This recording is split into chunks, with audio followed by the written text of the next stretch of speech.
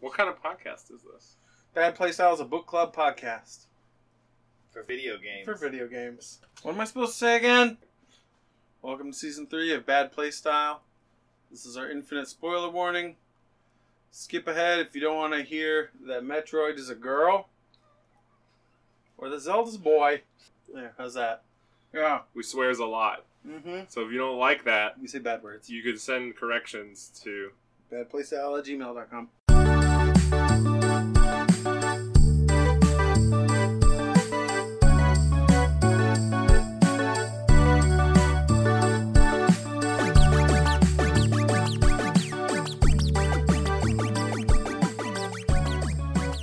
Matt. My name's Matt. Welcome to Bad Playstyle. These truly are the end days. It's the last days on Earth. We saw the dust come down from heaven today. Yeah. It's real fucked up outside. Who am I joined by? Who else is in this room? Hey, I'm usually eats chapstick, known to some as Owen. My name is not a shame man. Not quite a shame boy. Not yet a shame. Yeah, we're close enough. It's Canyon.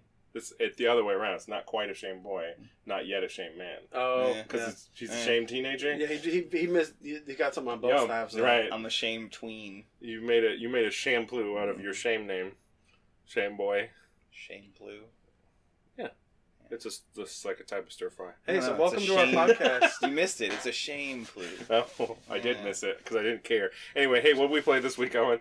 We played Kentucky Route Zero. Yeah, Twin Peaks the game was really good. What is Kentucky Route Zero?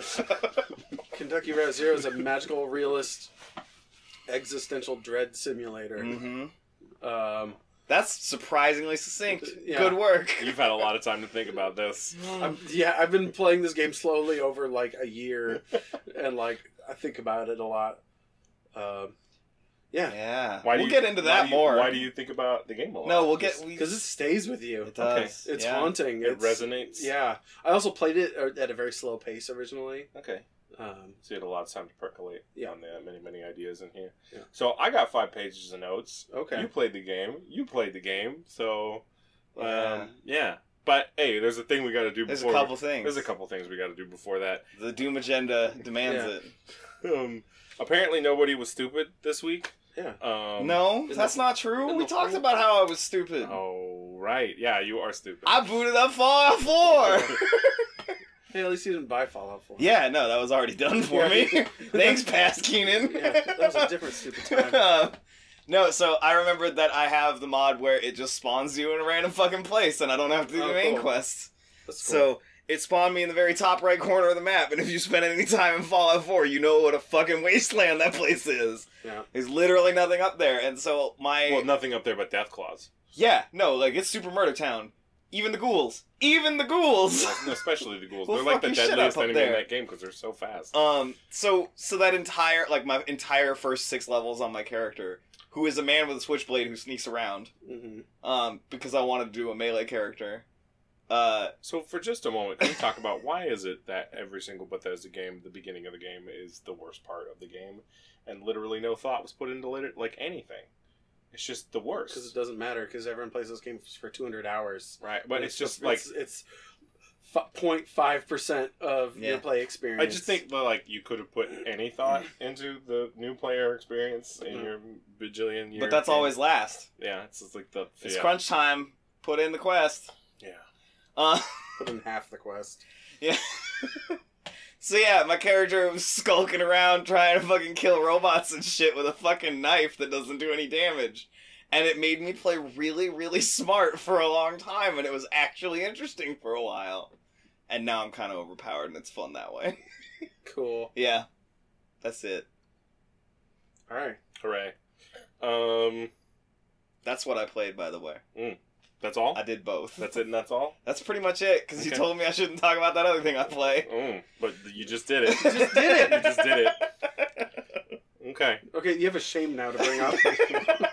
Yeah, well, listeners, we have a new We just shame. brought up a shame, and now I get a... You get a new one. No wonder I'm a shame-associated person. So, And you can't create another shame doing that one. We don't have time for this recursive bullshit. So, when I first picked up Battle Block Theater, Yeah. And I played that game with a friend. Yeah. And we had a really good time, and it was like super fun, but it was like just sort of like like anything could be this fun. Yeah. Right? But then I played that game. I made 2 children play that game because it's a 2-player cooperative platformer with like weapons and stuff, and they started killing each other when they got frustrated and like couldn't figure out the puzzle. Nice. Because there's like friendly fire in that game. So like, somebody would be like, I don't know how to do this jumping puzzle, so I'm just gonna shoot a bomb frog at you. And then they started laughing hysterically that they had killed each other and like respawned in the same spot. And I was like, oh, I get it. Like, oh, I get why this is a feature now. Psychological experiment. Right. Exactly. It's wonderful. So I played a bunch of Battle Block Theater with children. That was fun. I tried The Elder Scrolls Online because it was a free weekend last weekend. It felt surprisingly good to play, but then so like the actual gameplay and like running around and fighting enemies was fun, but then all the MMO shit happened, like in the menus where it was like buy currency and this is all the DLCs you could buy and buy pets and here's how to get the new costumes that we dropped in the game and like all that shit. And I was just like, go away, I'm Elder Scrollsing. No, it was like just instantly exhausted. Right? I was just tired. That's sad. Immediately. And I was like, I don't feel like doing this anymore. Like I was really into doing it and then menus popped up and tried to sell me stuff and I was like, oh, I don't want to do this anymore. Game. I come here to get away from advertising. Yeah. So how much time did you actually spend playing it? Like a half hour. Oh, wow. No, it looks like about an hour. Okay. So, yeah, it was like an hour. But they did it to themselves. Right. You could have kept playing. But it was like I did the intro area and then it was like, sell. Yeah, but also if Matt's not buying any of that shit, they don't need him. Yeah. So, I was gone. Like if Matt's literally playing the free weekend and is buying literally nothing. Always be selling, I get it. Yeah. And then I played a little bit of Hitman. Went over to Sapienza. Cool. Got myself to level 20. Map. That's a good map. I think it's Owen's favorite map. We talked about this. Yeah, I like that map. There's a lot of stuff in that map. There's a lot of stuff going on down there, and I found all the alligator inflatables. Shot them. And there's still some stuff. Is that stuff. like a map specific thing? Yeah, it's like an exploration goal that gives you some mastery points. So yeah, it was fun. It was really hard is when you shoot the alligators, the people get mad at you. Yeah. They're like, you have a gun. You're not supposed to have a gun here. What are you doing? So you have a gun. Not like in a discreet place. No. They're like out in trivial public. things like shooting our inflatable animals. Right. Can you like throw stuff at them? Like if you throw a soup can, are people going to be cool about it? I never tried that. I can't throw soup cans in real life the way that man throws soup cans and not cause I can't throw a fucking fire extinguisher like 47 either. No, but I'm saying like he throws soup cans and nobody's weird about it. Yeah. I can't do that in real life. Yeah, like if I threw a soup If I threw a soup can, everyone's looking at me. So like here's the thing though, like there's a difference between like throwing a soup can and everyone's looking at you and throwing a soup can and everyone's calling the cops. Like if I went into a Safeway, pulled a soup can off the shelf and hucked it like a baseball down the aisle, people might like make a deal about it, but like I'm not going to jail. Like they're not going to clap me in irons. Like, but like Safeway may call the cops, but you can definitely leave before the cops. I can just walk out before the cops show up. Bye. Yeah. I threw your soup. I'm out. Yeah. I win Safeway. Yeah. It's 0-1, Safeway 0. Yeah. And then I played a little bit of Grim Dawn, which like scratched a little bit of Diablo itch. Okay. Like a loot click and click and loot thing, yeah, but it had like clicky looty. your like abilities in the ability tree. It's like what's that Greek one? Titan Quest. Titan Quest. It was like Titan Quest style, so like you could put as many points as you fucking wanted in your abilities. Up there was like an upper limit for each of them, right? So that it wasn't like D1 style. But I put way too many points into this one where I just shoot a swarm of insects and it damages literally everything in the line and gives it a dot. Yeah, that's so just dope. Like, keep putting points in it. Do that and then leave and then everything's dead nice. Pretty much immediately because it's like under the hood damage, like it was bleed damage, right? So it was like way easy, but maybe it'll get harder later because that's usually how Diablo games work. Yeah, you're on normal, which is known as easy in those games. Yeah. Anyway, that's what I played. Owen, what did you play? I played 2 games. I played a ton of Pokemon Go. Mm-hmm. They had a big community weekend last weekend, and I got a very infuriating peripheral for my phone to play Pokemon with, called a Pokemon Gotcha, or Yeah, because it's Go Cha. Yeah. And it's like a Pokemon Go Plus, except you don't have to push the button; it just collects for you. And it's like the most fiddly fucking thing I've ever had in my life. I only figured out today that if my Bluetooth headphones are turned on, it won't pair with my phone. Phones are like annoyingly binary about Bluetooth connections. So it's only because this thing's like this weird GD little ginned up hacky device. Like I can Bluetooth headphone with my Bluetooth speakers, with my Bluetooth this and my Bluetooth that. But this little super low power device is like very sensitive. Like, now I want it all. Yeah. Like I was riding the bus home today and like I couldn't get it to connect and I couldn't get it to connect, and so I finally just turned off my podcast and turned off my headphones and tried it and it connected just fine. But also sometimes it just won't show up on my phone like at all. Yeah. Anyway, but they had the community weekend where they had all the Eevees. So I got a bunch of shiny Eevees and caught some good Pokemon. All the Eevees. Yeah. My girlfriend and I went and smashed a bunch of gyms together. Hung out at the Locks all of Sunday, the Ballard Locks. I don't know if any of our listeners are from Seattle, but like... It's worth a Wikipedia look. Yeah, the pretty cool marvel of engineering. The Hiram Chittenden blocks. Yeah. Was it built in like 1912? You know they still have like brass fixtures down below? Yeah. And walked around Green Lake and stuff, and like that was cool. And then I played a fucking shitload of No Man's Sky, and that game's really good. So explain why No Man's Sky is good. Like, what do you find? What's it doing for you, man? Because it has enormous problems, and the game is still so good. I don't care about those problems. Okay. No, that was like I'm not. The loop is so good. I'm just trying to, like, it's just like it's the like mental sensation you get in your brain when you're looking at distant horizons and just like soaking it in, and you can just like do that, and it has like just like it's just it's got this like. Is it scratching your Carl Sagan Explorer itch? Kind of not quite. No, okay. It's like it's more than just that. It's like this it's this whole aesthetic that it just bathes in. Like it has these really richly colored shaders. It's definitely like scenery porn. And it's got this like fucking Vangelis chill ass music. When I came in today, I was playing it, and I was just like, "There's so many colors. This is so cool." Yeah, like, and like it has. That was the initial thing way back when I saw a trailer for it on a Ross's Game Dungeon video where he's like, "I don't keep up with games. Here are the 70 games I'm hyped for next year." Sure. Shout out to Ross's Game Dungeon. Right? Yeah, Ross is pretty fucking cool. You have mold problems right now. Anyway. Yo, that's not good. I was going to say something else. But he's in Poland. You were talking about the visuals of No Man's Sky. Yeah, I don't know. Like the. Anyway, you were talking about the feeling, like the mountain high. It's very good though. It's. Sorry. Oh, it's got like synthy Vangelis music that's just phenomenal too. Like it's got like. It reminded me of some of the Stellaris soundtrack that I liked like a lot, but the gameplay meshes with the music in the way that Stellaris doesn't. Because like Stellaris is like you just looking at menus of numbers and crap like that, and like just an overview. Whereas like this, like I was showing Keenan today, I found a planet. And the planet seems to be made of metal, and it's completely covered in hexagons. Okay. Everything is hexagon. And there's like these glowing noodle trees, and they have hexagon leaves. And like dome hexagon leaves, but the visor tells you it's a plant. Yeah, it's a plant. It's not tells like a machine. You plant stuff about this plant. I found a planet with an enormous Stargate on it, like big enough to like fly an airplane through.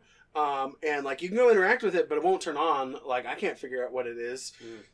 I don't know. It just kept moving. Just kept trucking through the galaxy. There's even like this like really bare. It's like when you actually look at it for what it is. There's this quest that's to give you something to do, the Atlas path, and it's not amazing, but every time you go to one of the locations for it, they have this like grandeur and fantasticness to them. You know, you go to these like almost like enormous temples in space and go communicate with an enormous throbbing icosahedron, and that game does what a lot of space games don't, in that it makes you feel small. Yeah. That's what I get from it when I see it, is like the scope of everything going on in that game actually creates the vastness of space and the living up to the title. Right. Like, it's Right. very... Like, we don't own this. Just It's the same way we do on Earth. It's very much like universe theme park kind of. It's got this huge theme of loneliness in it. Yeah. Like even when you go and talk to people, they talk like you're reading the logs of like other lone travelers. Right, you're all out in the black together, but not. And like there is like sort of an overarching like story behind everything that like there's other people like you who are trying to figure out why the universe is like this. Like why it's so empty and why it's, you know, and why these people feel compelled to go travel from planet to planet, and like it really hammers that theme home. Anyway, so like, fucking No Man's Sky is fantastic. Which is like totally Owen's shit. Yeah, all of that. Yeah, like, and there's like a ton of things that are busted up and weird about it, and it's like buggy and does a really poor job of explaining some of its stuff, and has a lot of fiddly inventory stuff. But like all the stuff I just talked about, it hits me so good. I don't care that it's got this fiddly inventory, and sometimes I run into situations where I can't tell if it's a glitch that I can't progress in the quest, or that I have not been explained to at all what I'm expected to do next. And like that happens to me a fair bit, and I hate that in games, and like I don't even care. Like it just rolls off me like water. It seems off like a there's duck. so much other stuff to do that you can just walk away and come back and figure it out later, like in a way that helps with that problem. Yeah. Okay. It's big. Yeah. No Man's Sky is a fucking cool game. At this point in the end of the world, this is where we talk about Kentucky Route Zero, Acts 1 through 4. Hey. If you don't want us to completely ruin every single part of them, this is the part where you stop listening. I highly suggest you go play that game and then come back and then tell us about your experience playing that game in the form of an email. Yeah. It's a lot like the other really narrative-focused games we played where we're going to talk about everything, and it would not be the same experience if you had heard us talking about it. Do we want to talk about this like act by act? Yeah. I think that would be I think helpful. taking it sequentially and discussing the differences of how we played it. Sure. Kind of feel. Did you guys name your dog? Yeah. What'd you name your dog? Blue. My dog's name is Homer. Nice. Those were the two, I think. Well, you can also not name it. Yeah. And like people will just say like, "Hey, you bringing your dog?" You know. Yeah. Seemed like a Blue. Yeah. Just saying. Dog in a straw hat, man. Blue's a good name for dog in a straw hat. Homer's not a bad name either. Yeah. I felt the need to give the dog a name. Right? When confronted with that very early decision. Yeah. That All right, so should we start with Equus Oils? Yeah. So you start the game. You're at the like gas station. You're driving a truck. Has an enormous chest rook sticking out of the ground. Mm-hmm. Did you guys notice the thing with the horse head though? No. So the underground chambers are the rest of the horse's body. Oh. Like that's why they go off in little angular, tiny little things. As those are the horse's legs. Okay. That like if you can, because you can't see the whole view of it, it's easy to not notice. Okay. Cool. Yeah. There's a lot of stuff like that. Yeah. I thought that there's a lot of my brain noticed it, but I didn't in that game. So Equus Oils, user Conway is not real, is the thing the computer tells you at Equus Oils. Okay. Which I thought was really important. That felt necessary to write down. Yeah. So one thing I wrote fairly early on is that I don't feel this way about parts of Act 3 and Act 4, but I feel this way very strongly about Act 1 and Act 2, is that everything can be unpacked. I think that in Act 3, there are small parts of it that are noise to the signal, and that in Act 4, there's a lot of it. That's just like, right? To just make it feel like a more full journey, I guess. Like, I don't, like, malign them doing this.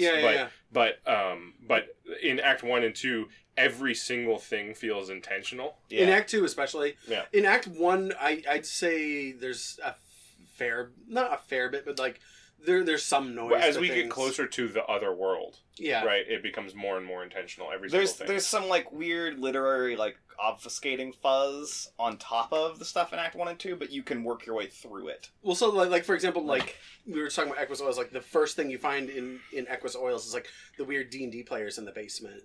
With their glow-in-the-dark dye. Yeah. And then they're gone. Yeah, and, like, I don't know if I can tie them to anything, like, other than there's nerd ghosts in the basement of the gas station. Yeah, they're really disjointed from the rest of it in a way that I don't think they need to be. Like, Act 1 feels very much like the one they made first, which it obviously is, but also Equus Oils, like, I don't know if this is true, it feels like the first part of the game they made. It sort of feels, and we talked about this previously, the whole, it feels a little disjointed from everything else, because you never run into that character ever again, like Joseph, right? You go back to the gas station at one point, don't you? You can. It's optional. Yeah, like you drive by it. I never did. But I never went back to it. So I guess that's maybe why I have that impression. But it feel like, to me, that would be the thing that you put together to show as like a demo. It also like publishers. It introduces enough of the weird.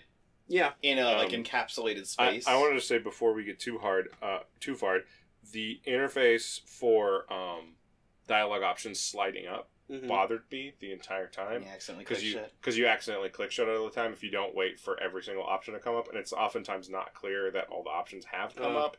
So like the whole thing, it's like I started clicking at the top of the window. when you load in the web page, like everything kind of zips around because it's dealing with the images resizing themselves. And then the ads load in and fuck up your click, and you clicked an ad, and now you're talking to porn. I don't know what's going on. Yeah, so that was a thing that happened to me.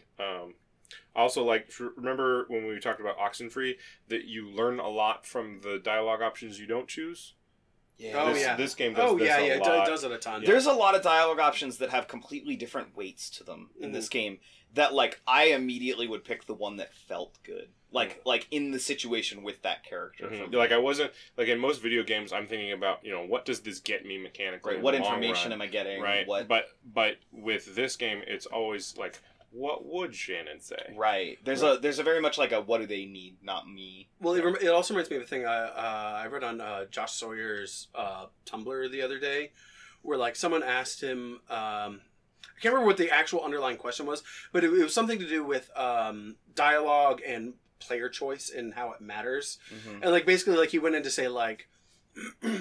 Player choice matters in dialogue even when there's like literally no mechanical effect of the dialogue you're picking, because like when I'm playing Conway and I'm talking to fucking Shannon or whoever, like even just like the dialogue things I pick changes the way I feel about Conway, and also determines his backstory to some degree. And yeah, that's the thing that's like really cool about when you hit those branches is that it totally changes things behind and in front of and where you are about your perception of the character. It was like Shannon's like, who were you talking to on the phone? It's like, my ex. And then it was your ex, male or female. Right? And that's like different all the time. Or like the other options were my boss, and like each of those options totally changes what the priority is. And then in Act 4, when Conway is just getting drunk all the time, there were all these dialogue options that Shannon had to like talk to him about his drinking, try and help him. And I never took those because it was extremely uncomfortable. I was like, I don't want to talk to Conway about this. He's going through a hard time. Yeah. He deserves a drink. Yeah. Right? And he's not being a dick. He's kind of rambling, but like he's fine. Well, like with that kind of stuff, I fell down a similar path of I picked similar options because like I felt like I was being asked as the player, do I think Conway is drinking a lot right now, or do I think Conway is an alcoholic? Right. And I would because I like Conway. I want him to not be an alcoholic. Yeah. But like that's one of the big themes of Conway is that he's like this huge alcoholic. Yeah. I like that like option to deny it. Yeah. Right. Like, and if anything, I'm like almost like living out his denial. Yeah. By not wanting. But it felt like the right thing to do still. But anyway, I was totally on board, completely ignoring it, and just being like, Conway deserves a drink. He's in massive debt. This is fine. Until he jumped off the telephone platform. And so like did you do that part, or did you stay on the boat for that one? When we get to that point, I stayed on the boat every chance I got. Okay. So I did all off-boat options. Yeah, same here. So you did all on-boat? Yeah. That's really cool. So, I liked the boat. When you was go part of it. when you go to the telephone platform where it's like these people have telephone business to conduct, and Will calls the message machine at the Bureau of Unclaimed Spaces and listens to their messages, which is super weird. I don't like Will. Just putting it out there. Will's the, Does he mention why? He's the guy with the no shirt who's on the Mucky Mammoth, right? Yeah, he's the dude with no shoes. He's the boat forget guy. Yeah. Okay. Yeah. So he's talking about how like the waters make you forget, which is partially why I forgive Conway for jumping into the waters. But Conway's like, he's sitting around, he's like, oh, I thought this was going to be bigger and more interesting. I'm going to go look for some liquor on the boat. And he literally jumps off the boat and doesn't like crawl stroke swim back, just kind of treads water back to the boat. So he's like vertical in the water and just kind of goes back to the boat. And you're like, holy shit. And then everyone else on the pontoon is just kind of like, is your man okay? Like, is your dude cool? Well, and like, if someone asks me, is Conway okay? It's like, man, Look at his fucking leg. Don't fucking ask me that. Look at his fucking arm. Like, because the leg, that's one thing, but it's spreading. Like, that's the big issue. So I want to talk about, like, to help the listener who may have not heeded our advice. I want to talk about the visual art style to this game. It's like, it's a 3D game. Yeah, right? Yeah. It is a 3D game in the like 2.5D, almost always the same side perspective way.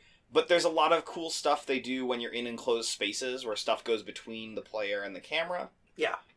There's a lot of everything is 3D modeled, but there's like no texture. Mm-hmm. Or very little texture. Yeah, it's almost all flat color. The whole game is doing this like whole low poly aesthetic. The texture is all polygonal, not like mapping or anything. And like very fine, like single pixel wide lines. Yeah. And like a lot of the levels, you'll move through them in a 3D way, in the way that if you had a diorama cut out of a cardboard box like you'd make in school, and you like stuck your head through it, and you passed through some of the layers. I loved the way that the boat appeared and disappeared when you're on it. Yeah. So I wanted to say, what's that VR talk show? What's it called? The Foo Show? The Foo Show. I want Foo Show for this. Those environments. So, I can't remember where I found it. A while back, I found someone who had basically cracked open the data files of Kentucky Route Zero just to like get big still shots of some of the levels. Right, because you're There's very so much stuff controlled that's in like where your camera work is. meticulously designed in, like the art style does just as much as the writing and the content itself to make the game this like haunting existential thing, right? Like the visuals are going to stick with me the same way the dialogue does, but on this completely other level. Like in Act 1, like the first time you set up the TV, and like you can see the planks of the house like peel apart one by one as it goes and looks at the barn behind the house. It does transitions in a way that only a video game can. Yeah, and does them in a really artistic, interesting way. Yeah. Like, so I was thinking a lot about, so you have the regular world, which is just our world. Yeah, right? Just Kentucky. And then, so you have layered underneath it the other world, which is very like monomyth, like Hero's Journey.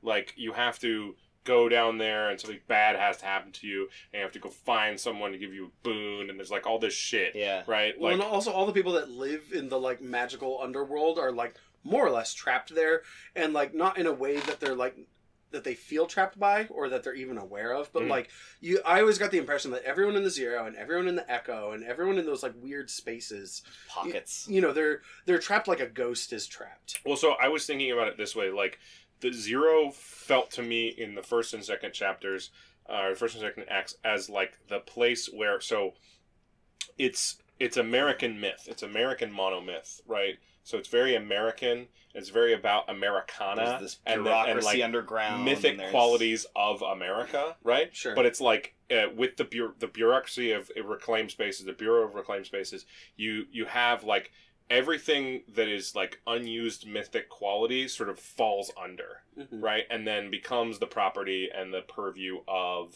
this bureau, this weird right? underworld, which is like very American to have this bureaucracy that's like totally almost non-functional. But then still managed. It's like non-functional, and it's also and there's 3 people getting it done. It's the way I put it was crumbling infrastructure is Americana. Yeah, like it's also like it's unaware of the gravity of its own existence too, Right. because like the Yeah. people there just talk to you like they're fucking office They're drones. just going through the motions, But they right? don't realize that they're like filing myth away. Yeah, Right. and also like did you guys go all the way to the top floor at the bureau? Yeah. So sometimes when you look at that space, you're in a cavern. Mm-hmm. And sometimes when you look at that space, you're in like a fucking vaulted cathedral. Mm-hmm. And sometimes there's a canal that rolls through it that you just couldn't see because you were looking at it from a certain Mhm. direction. Like I it's didn't notice that. yeah, It's weird. like Also, third floor, bears. yeah, bears. Yeah, but that's like... I that's just love how weird and literal it was. Like, okay, cool, bears. I mean, yeah, I mean that's just more like Yeah. strangeness. I don't know what else do we want to talk about with Act 1. So Conway's pride is like the source of his pain. Yeah, I mean, Um, like it takes more or less the whole game to like kind of figure out what Conway's whole bag is. right. And like, I mean, obviously he knows what's wrong the whole time. Right. Like he knows that he's a fucking alcoholic. He knows like that he's got this weird baggage with his friend and his boss, and you know.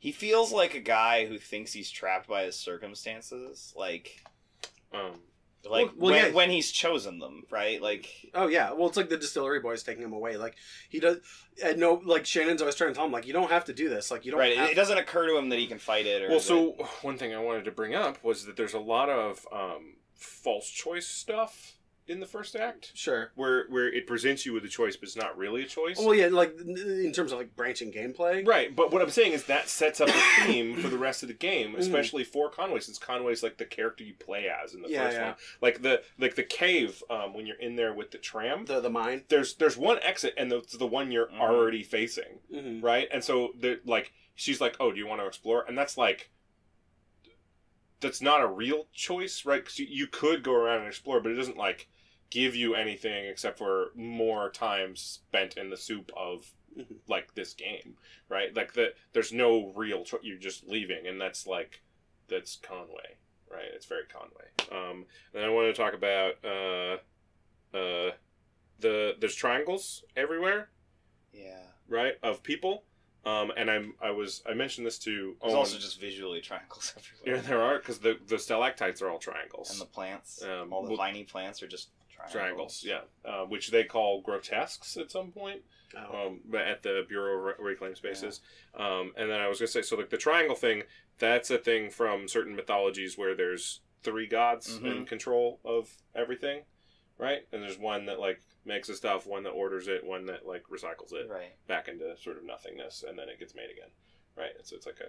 Well, and most of the conversational situations in that game are not between two people. Like once you get past the dynamic of just Conway and Shannon, like it's usually. Oh, I didn't ever even thought about that. Yeah, like conversationally, it's always more than a back and forth. That's super cool. They're always like very sort of dynamic. Can I just say I was super excited to talk about with you these guys with you guys this game, because there's things you guys are going to notice that I didn't. Oh sure, right? And it was like super exciting for me. Because again, Twin Peaks the game, super good. So the thing about this game that's really cool is there's all this depth to it that you can choose to take with you as you go, right? There's a lot of stuff that like may be referential that I didn't get, but I didn't need to you get can it. You can make the choice to like let stuff gloss over you, or like, just let it wash over you and let your brain notice it. You know?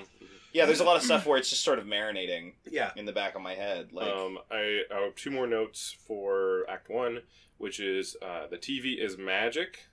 Yeah, like TVs and radios are magic. TVs and radios are magic, which makes Shannon a fucking wizard. Yeah, which is cool. And Weaver too. Right, and Weaver. Yeah. But like in very different ways. Yeah, which is neat. And they're both Marquezes, which is cool. And then the highway in the mine that you check out, that like, so if you go down the pathway in the mine that said, this is the pathway that the flood came from because they dug too deep. If you look through the crack, you see the fucking zero. Yeah. Right? Or at least I think it's the and zero. there's a reference. There's a reference later. Yeah, you see it later. Okay. Well, and there's a reference later to like someone dug too far. This is causing the bat. Like there's a couple of things. That The bats from Xanadu came up through here. Like also, I believe there is it's a bit back in my memory. I didn't play through all of the game getting ready for this, but I played through certain bits again. I believe later when you are driving your truck down the zero, you get to see yourself. Yes.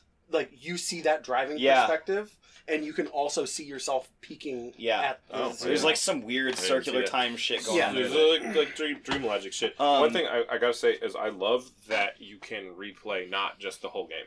Yeah. Right, you can just replay certain acts, like if Yeah. you just want to get to certain parts. Yeah, I That's like that nice. it bounces you back to that menu each Yeah. time. Yeah. I want to tie in the TV radio thing to there's this thing with not just TVs and VCRs. There's radios. There's even the tape recorder later. Oh yeah. Like anything that's like electronic in nature Mhm. has this like But, mythical quality to it. But also like it's all like pre 21st century. Yeah, You know, it's it's all like transistor shit. Like yeah, or in like crappy closed circuit TV. Like there's a number Yeah. of times where you watch. Crumbling infrastructure Yeah, no. is And- Americana. and you're saying that, and it's funny because all of those things like are Yeah. super American, Right, and right, that right. they're tied to this mythology that Mhm. it's to throwing this away. to this thrown away. America has shitty myths, comma, oh brother, where art thou? Yeah, yeah, and that this game like just sort of goes and sits in it, right? Yeah, Like- yeah. like- It really marinates. So I have a note here for Act 2, which is dream logic. Next note. Act 2 really lets loose with the comic book crazy. Next note. Oh yeah. Manhattan Projects, comma, J.J. done right.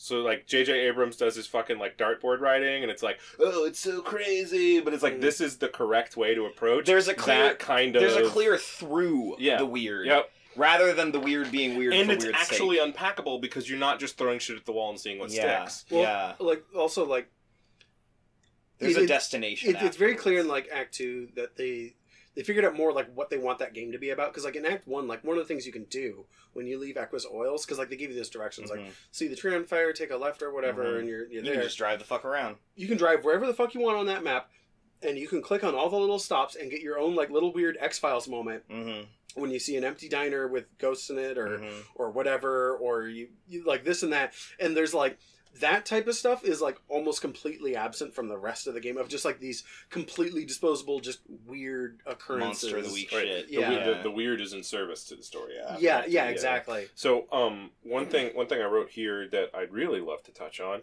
is that I love that I don't have to pixel hunt with an exclamation Oh, mark yeah. next to it. Fuck yeah, right? Yeah, there's it breathed life into the adventure game concept here in ways that I really didn't like. Expect. Yeah, I never had to apply an item to anything. I put Right. a character somewhere and I look at a thing and I interact. It turns with out we actually didn't need most of what makes adventure games adventure games. Right. It turns out like walking around and interacting with Like, objects was enough. Navigating cool So- spaces and dialogue. So Act 1 ends when you go into the zero, yeah. right? Like you hook up the TV, right? The barn turns into the tunnel, and you're in the Yeah, zero. and there's like that's this Act like 1. sort of dreamy thing where you are watching the zero entrance, and then your truck you're drives doing- into yeah. it, and it's like, oh, I guess that's me. Yeah. Oh, here we go. Yeah, Which the game like never gives you full control, so you're never having a problem with it when you don't have yeah, it. yeah. I have a note here about things I noticed about. So there's the part in Act 2 and the part in Act 1 where Conway and Shannon will be having a conversation with the third person, right? Mhm. And the thing I have noted here is Conway the goldfish, Shannon the dog. Absolutely. Because Conway's like, Const- what about this? What about this? What Yeah. about this? Right, And Shannon's which- like, what the fuck do we Right, need? right, Oh, yeah, right. it's like- Conway is this like in the moment, enjoy what he can get guy. Well, so like it's like Conway's the man needing to make the delivery, and like getting the delivery done is like almost the last thing on his mind, because like if this is his last delivery, if this is the end of the line for him, like he's clearly here to like he's not in a rush. Well, He wants to drink it. and He's think drinking about, it in. Think about where he's at, right? Yeah. This is his identity, Yeah, and he's losing it. Mhm. So he's gonna take his fucking time, right? Like, Yeah. I know some guys like that, you know, like I get it. I don't necessarily relate, but I see it, and that's why he is the way he is. Yeah. And I feel bad where I'm at now that like I used Shannon to push him along after I know where we go with it. But also, like, I wanted to move on in the game, right? Like, so it serves this weird double function, the way they interact with a third person. I have a fun note here. Katamari trauma. Or Yeah. Katamari Traumacy. I'm going to say that. Sure. Yeah. Great. Because they just like roll around inflicting and Yeah. picking up new people. Well, and reliving everyone's shit. Yeah. Right? Like this game is all about, like, when I want to say that this game feels literary in a way a lot of games don't. Mhm. Because Oh, the sure. characters come in with things in a way that a lot of video game characters don't, right? Mhm. Conway's whole life is behind him in this game, Yeah. right? Yeah, like the characters have like a scope that like we don't get to see and like feels very real. Yeah. You know, like when like We talk about games feeling lived in. These people yeah, are lived in. yeah, like Mhm. like when we pick up Ezra, like he's got some shit, right? Yeah. Like when you I- pick up Johnny and Junebug. Yeah. I love Johnny and Junebug. No, I Weird like robot Johnny and people. Junebug too. Okay, here's the thing I didn't realize until like almost the end of Act 4 What's that? is that I try to ignore Ezra as much as possible, and I don't know why. Okay. Like that's a really weird thing about me. You're I was- ignoring the abandoned child, Yeah, Matt. I was definitely like, go away, I don't want to deal with you. Like the entire game. So that's part of why I stayed But I on the didn't boat. realize I was doing it. Yeah. So right? that's part of why I stayed on the boat, is because he's like the focal point, and I wanted more. I didn't realize I was doing it until the mushroom picking experience. Oh yeah. And then I was like, oh, I like ignore Ezra as much as possible. What am I doing? He's kind of introduced, like, less so than the other characters, Yeah. though. Yeah. And he sort of just tags along. So, like, I can get why you don't... So, well, like, so because- super cool moment right before Ezra's introduced. You're up on the roof of the building of buildings. Oh yeah. The Museum of Domiciles, I believe, is Yeah. what it is.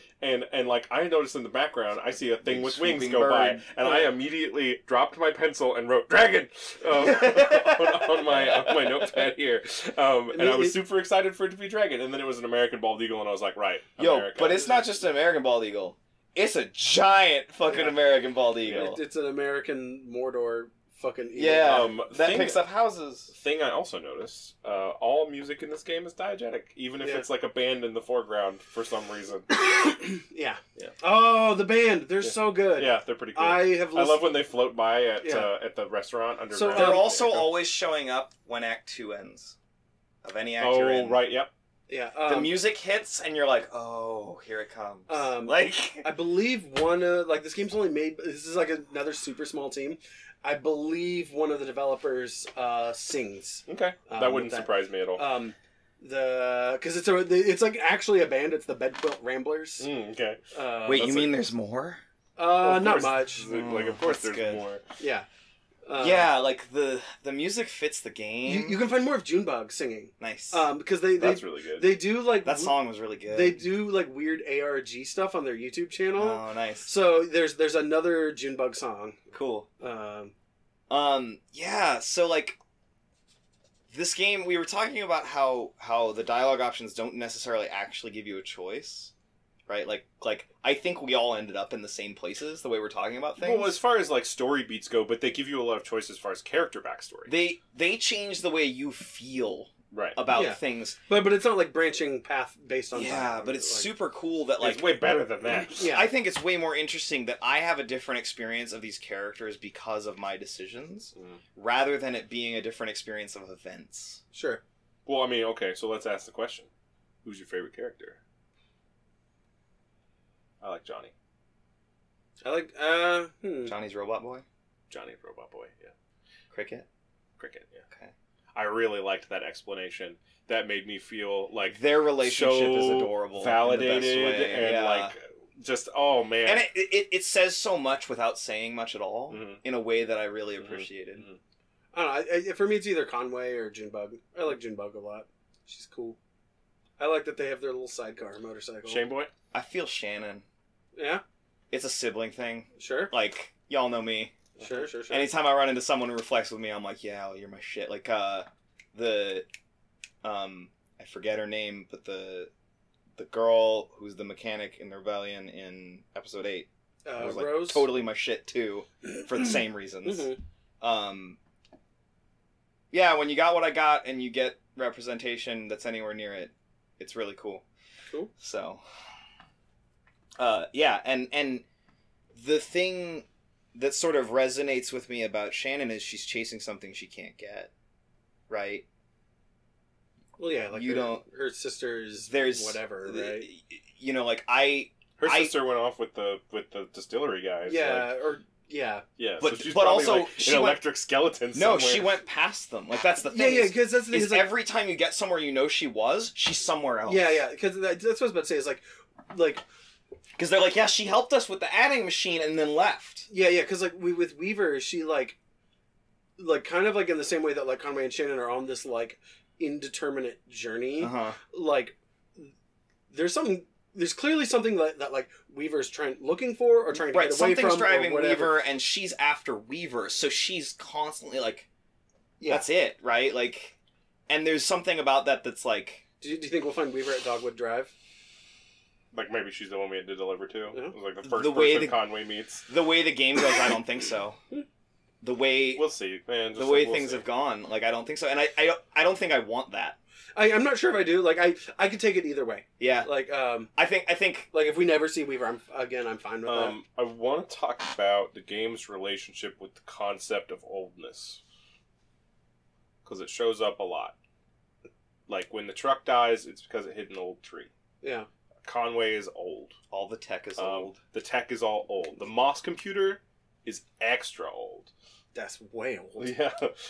Like, with the crystals and shit. Like, it has... there's an interesting... Like, old keeps popping up. So I just wanted to mention. Well, and even like the I mean, do you think that's just more a part of the crumbling thing? Yeah, the crumbling infrastructure Yeah, yeah. thing. Yeah, probably. there's like a people as crumbling infrastructure. Right. there's like a feel to, especially when you hit the river, of this like southern folklore Well, because everything... adjacent to elder gods type shit going on that like So my understanding is there are cave networks under Kentucky like this. I believe it. To some degree. Obviously, they're not weird, timeless spaces. Right, where but there's this like there's people this with like glowing weird skeletons in them. and tugboats. there's this weird like forgotten echo shit going on Mm-hmm. down there that feels like a really like old world thing in a way that like matches up with what you're talking about for me. Sure. So it was at this point that I noticed that there was no VO in the game at all. Like, anytime you heard the radio in the background... It's just the singing, the well, music. so it was in Act 3 when we're rolling around in the Zero, like going to Xanadu and shit. Mm-hmm. That there was no VO, and then all of a sudden, when we do a flashback to Lizette's house, Mm-hmm. there's actual voices on the radio. Oh, It sure. really threw me. I was like, eh. Which I like the fact that there's no voiceover for the characters, so that their voices can't sound wrong to me. Yeah. The soundscape of this game is really interesting in that it uses the emptiness way more than other games do. Mm-hmm. And it uses it to make everything else more empty than it already is. I mean, make it more impactful, and also just to give you time to like dwell on Yeah. everything you. it can't distract you out of what you're Yeah. what you're sitting in. So the flashback was when I wrote the thing I talked about earlier, which is all this can be unpacked. I apparently trademarked that. All this can be unpacked, TM. And then I wrote a note that just says electricity.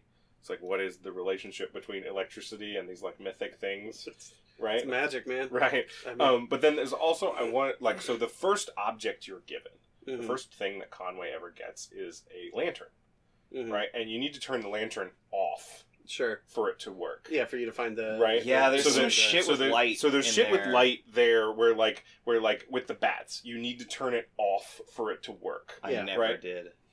Did I miss something? By Oh, not you turning missed off? conversations. Okay.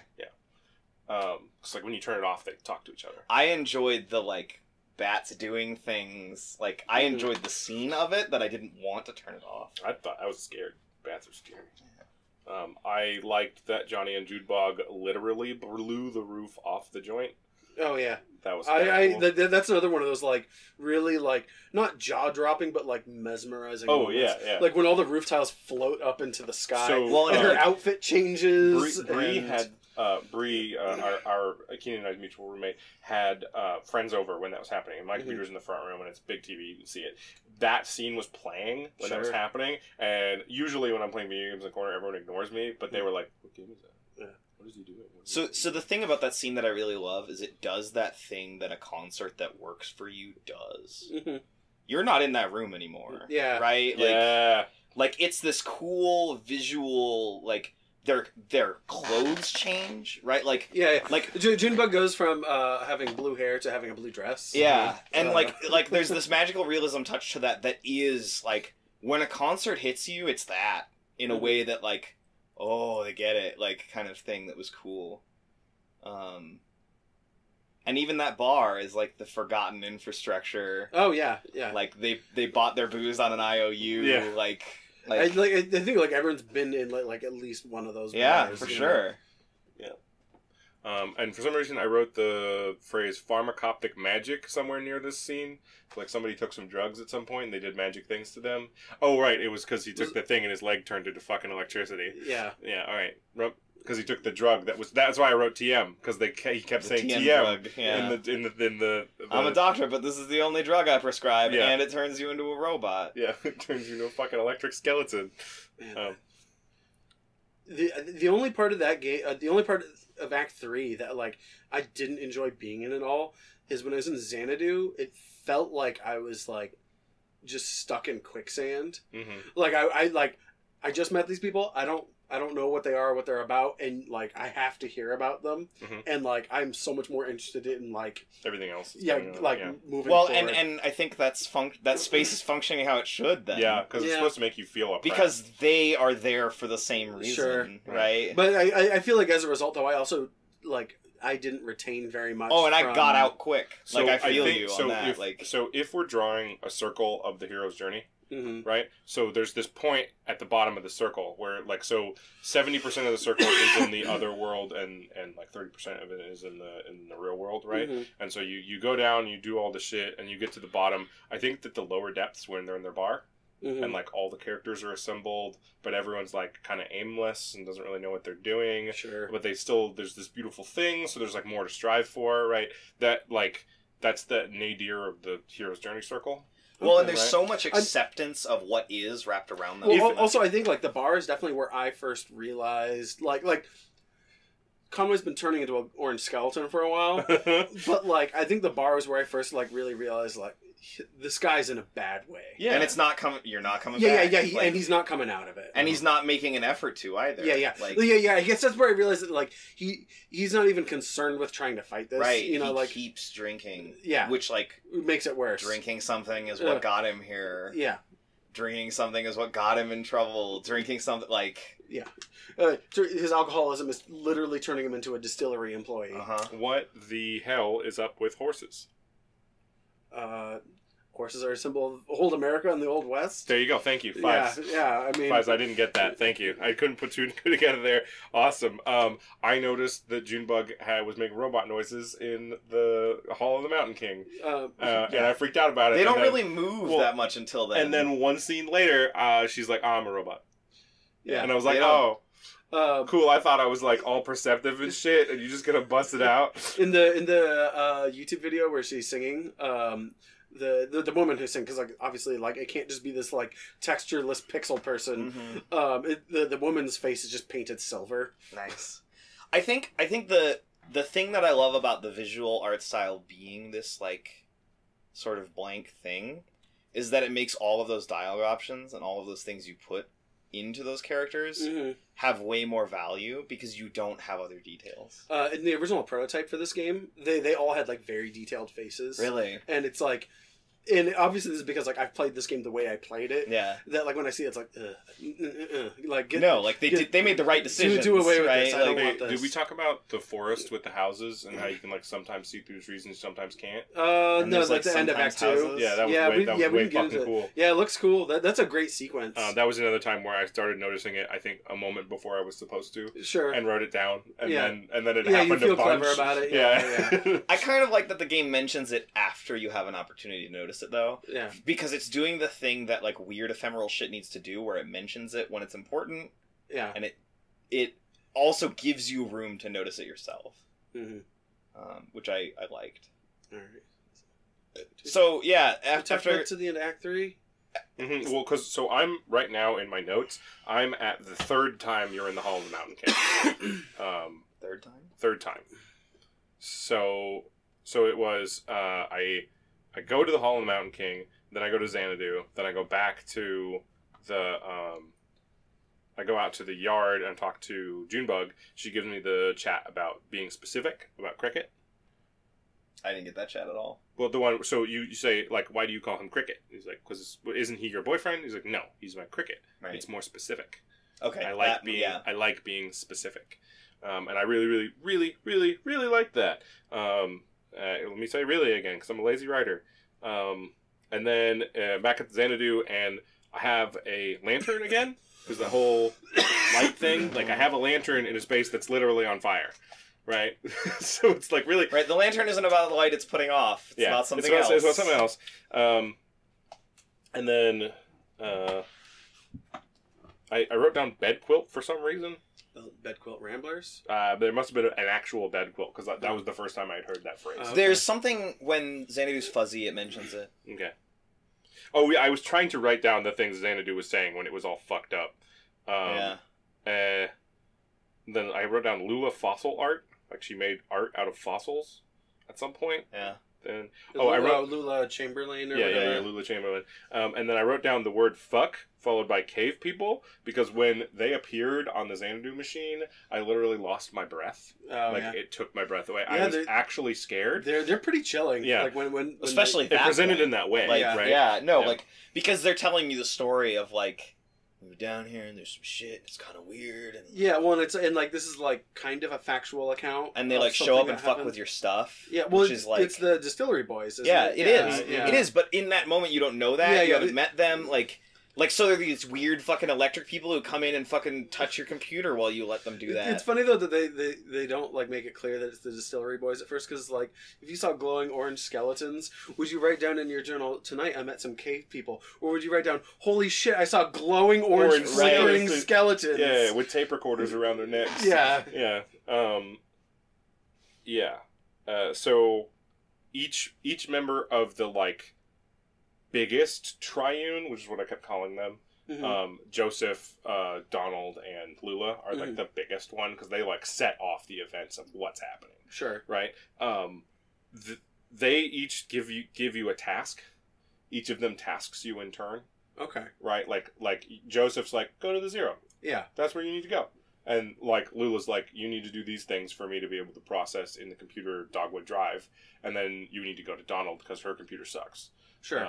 Okay. Because the computer can't handle ambiguity the way like Xanadu can. Oh, okay. Right. And you can't find the files. Well, because you end up sidetracking because the files. That so each one of them gave you a task, which I thought was kind of important, right? And then somebody at one point mentioned that strangers hate mold. Which I thought was interesting enough to write down. I don't know why, but I think that's just the Distillery Boys taking the mold, isn't it? Yeah. Before they figured it out. Yeah, because I didn't know that they were the I love that bit of and I really like this note. None of that walking around for no reason shit. Yeah. I love the bit where you as Conway go down into the distillery. Mm-hmm. And then later you see it from Shannon, from the other perspective. Yeah. Like you go into the building and come out and you go, it wasn't fucking worth it in there. Yeah. Like that sucked. And then later you find out, remember when I asked you how many scenes there were in Act 4, and you were like, there's 10? There are 11. We skipped 10. You skipped 10? No, 10 is skipped in the numerology. Really? At least as far as I could tell. So there was scene 9, and then nothing happened, and then there was scene 11. I had a feeling that all those binary options on the boat meant like you're gonna get parts of it. Sure. So anyway, just thought I'd point that out. I don't know what it means, but that's what I experienced. Junebug found one of the tapes from the first act that you find with the miners singing. She found one of those in Xanadu in the Hall of the Mountain King. Oh, okay. Yeah. And then I wrote a bunch of. I'm trying to remember. It's like insinuated that the people who made the recordings of the singing are characters we encounter somewhere else too, right? They're relatives and ancestors of like Weaver's family. Oh, okay. Right. Like that's I think the connection you're making right there. I feel like there's a loose connection to the tapes and the electric. Like it feels like virtually every time there is a one-off character or a unidentified character, it turns out that they are like. Somehow related. They're someone you've encountered in some capacity. And then at some point in Act 3, Conway's leg was not glowing in the scene. I am unsure if this was a visual glitch or if it means something. but there was a point at which its leg was not glowing. And then gender roles seem to be reversed in the Zero, as far as matriarchy, patriarchy. Okay. Like, women seem to be in positions of, like, captaincy and power and primacy, whereas men seem to be more subordinate and, like... I think it hits the men harder. Well, I don't... like, sure, whatever. Like that's the feeling I got from it. I'm not putting any judgments on it. It's just a thing I noticed. The men seem more catatonic, and the women are like, we're gonna fucking do something while we're here. Catatonic's a good word for it. Yeah. Like when Lula tells you guys to take care of each other. That one hit me really hard. Lula's like, you guys need to take care of each other. Go get his leg fixed. Right. And then... Go get his leg fixed. And then that was like the first time I saw one of the weird like interrupt videos from the public broadcasting station where you see Weaver just like doing some weird shit in a blank room. Yeah. And then that space is... Then I wrote Jet Age Skeleton Factory / Evil Genius aesthetic. Yeah, that room with all the like tests in it or whatever. Well, no, the room where you first go to the distillery. Okay. When you go to the distillery, it reminded me of Evil Genius. Of sure. Evil's the lair. huge computer computers. Yeah. And they've got the little go-karts they drive around. Yeah. And then somebody said something about thousands of years, like the distillery or Xanadu has existed for thousands of years somehow. Well, because they were cave people before Xanadu showed up, and they were cave people before the distillery, and they were there's a thing there. A job you never wanted transformed you into an electric skeleton. That seems pretty succinctly what's... There's definitely... Conway as a theme of been doing this too long. Yeah. Like all the way around. Yeah. I feel like the train operator from the final station and Conway would get along, but like by get along I mean like they would coexist in a space and barely speak. They would be at the bar next to each other drinking. And then if later you ask them, "Are you good friends?" they would say yes. Yeah.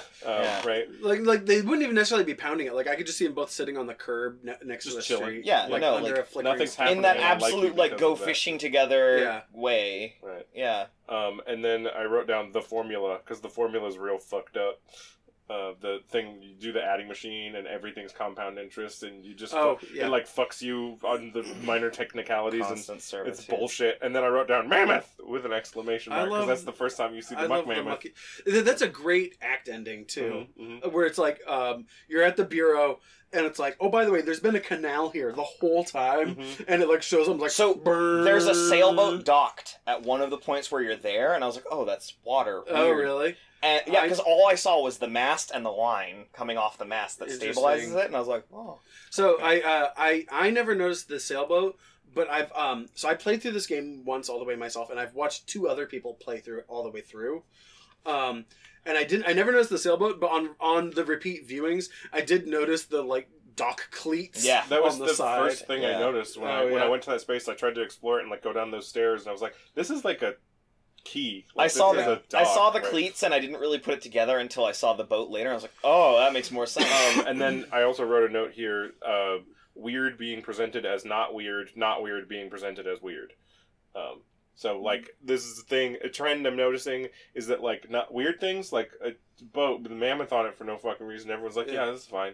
Yeah, right? like, do you know where I can get this service? Right. You know, Yeah. like that's the conversation you're having about it. And then there's, like, just, like, a dude on a sailboat, and you're like, hey, man, what the fuck? Like, what's going on with you? What's up with your boat? Yeah. I think Ezra's the only one making a life. Everyone else has lived theirs. Yeah. But, like, Ezra also, like... He feels like a very, he doesn't have any focus or purpose, you know? Because he doesn't have anyone to help him find one. Yeah, right? he can't get past, like, it seems like he can't get past, like, not having his being parents. abandoned. He finds it in the end the way I played him. Like, he's doing things that he wants to do, which he definitely didn't have at the beginning. I'm gonna have to replay Act 4, too. But, you know, like... He ends up playing with Theremin Lady. Yeah. Clara. And, Lithuanian. And, like, the way I played him was, like, he's decided this is okay. Right? Like, yeah, that's cool. Like, those are the options I picked with him. In a way that was, like, in the way everyone else is reacting in my playthrough... They're looking for what they need, but they aren't necessarily finding it. Whereas Ezra is the only one who, like, I got the options that felt like he's good with where he's at. Which is why I say he's living and they aren't, right? Like, he's not chasing something, he has found something. Yeah. Yeah, I'd say that's fair. And then I'm on Act 4 now. Okay. With my notes. Yeah, Act 4. Let's see what's. It was big. It's bigger than the other acts. Yeah. By like a wide margin. Yeah, you start rolling on like the each echo. other act took me less than an hour. Yeah, especially the first act. The first act's like half an hour. 4 took me 3 hours. Yeah. Like 3.5 hours. I started Act 4 at like 4 in the afternoon and played it till like 8. Like, yeah. So I was on the boat. I have a big note here. Mechanics are afraid of romance / Shannon's hair. So in Act 4, they say something like Will says something about how you must be afraid of the romance of this if you're like a mechanic or something like that. I don't exactly remember the quote, but he alluded to that like people of a mechanical mind must be afraid of romance. Right, like Will said something like that, and then her hair was up, which it wasn't before. Like it's in like a bun thing on the back of her head. Shannon's hair changed in Act 4. That's what I don't think I got that. Yeah. I wasn't paying attention to it either. And then they're fucking on the river Styx because he talks about how the water makes you. Yeah. Oh yeah, definitely. Yeah, like that was like that shit gets heavy when you get there. Like it's part of why I stayed on the boat. I think is like the whole feel of it. Like that's the thing. It's like I was talking about how the people are trapped there. You know, like that's the thing. We rewrite the maps because stuff changes. Yeah. Like, and I'm thinking like that's not how a fucking map works, right? Like. Yeah, there's the gas station. You'll find it eventually. You'll find it when you need it. Yeah. Yeah, like, or you won't, and you'll drown, and no one talks about it. Yeah, like, oh, that shipwreck's not there anymore. I have would love to VR these environments.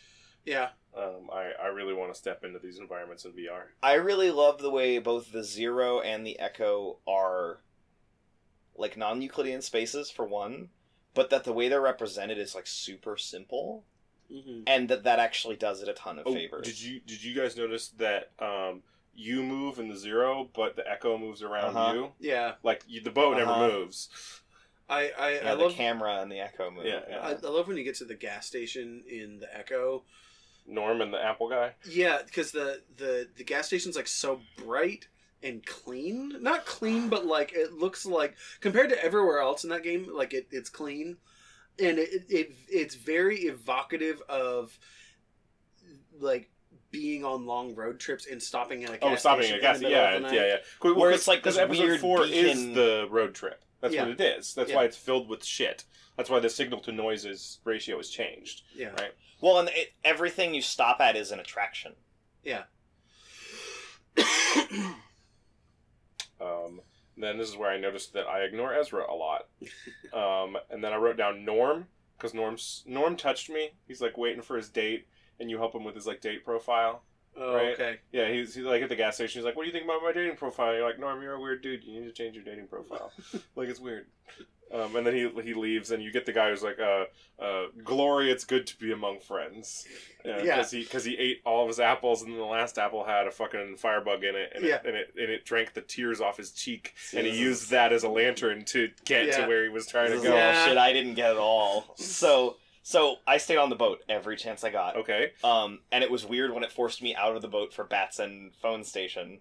But every scene on the boat is this weird tiny slice of life thing, which usually involves Ezra and the tape recorder. Yeah, I liked that bit. I think I stayed on the boat one of the times because I remember that too. Like dicking around and recording like cats or something. Yeah. So it forces you to do it the first time. Okay, maybe that's what I'm thinking. So of. if you choose all boat options, you still get to do it once. Okay, I think that must have been what happened then. And then you learn stuff about the people on the boat rather than the people who leave the boat. Okay. And so like you go up to like one of the chapters you start. I liked Kate. I did not like Will.